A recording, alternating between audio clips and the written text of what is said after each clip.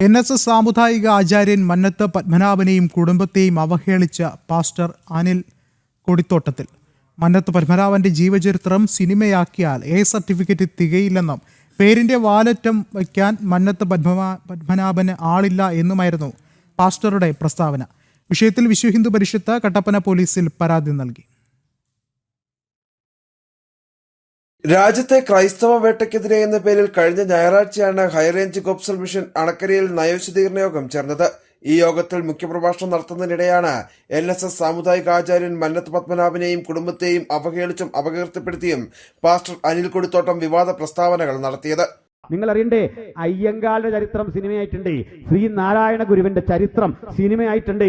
എന്തുകൊണ്ട് മന്നത്ത് പത്മനാഭന്റെ ജീവചരിത്രം ഒരു സിനിമയാക്കി കൂടാ?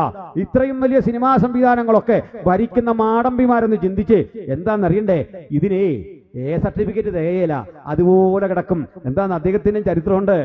പെട്ടെന്നൊന്ന് സെൻസർ ബോർഡ് കൃത്യമായി ഇത് കൊടുത്തു കഴിഞ്ഞാൽ സിനിമയാക്കാൻ പറ്റൂലെന്ന്. അതാണ് നമ്മുടെ നാടിന്റെ സ്ഥിതി. അന്നനുഭവിച്ച ദുരന്തങ്ങളും ദുരിതങ്ങളും നിമിത്തം അദ്ദേഹത്തിന്റെ ഗ്രന്ഥത്തിൽ പ്രതിപാദിക്കുന്നുണ്ട് ഒരു പ്രയോഗം, എടുത്തെറിയടാ കിണ്ടി. എന്താ അതിന്റെ അർത്ഥം എന്നറിയണ്ടേ? അദ്ദേഹത്തിന്റെ പിതാവ് വാകത്താനത്തിലെ തീശ്വരൻ നമ്പൂതിരി എന്നറിയപ്പെടുന്ന ഒരു ബ്രാഹ്മണനായിരുന്നു.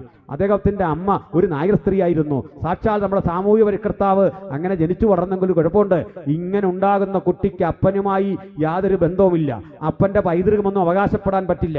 വീഡിയോ സമൂഹ മാധ്യമങ്ങളിൽ പ്രചരിച്ചതോടെ പ്രതിഷേധവും ശക്തമായി. വിശ്വഹിന്ദു പരിഷത്ത് ധർമ്മപ്രസാദ് ഇടുക്കി വിഭാഗ് പ്രമുഖ KN രാജേന്ദ്രൻ കട്ടപ്പന ഡിവൈഎസ്പിക്ക് പരാതി നൽകി.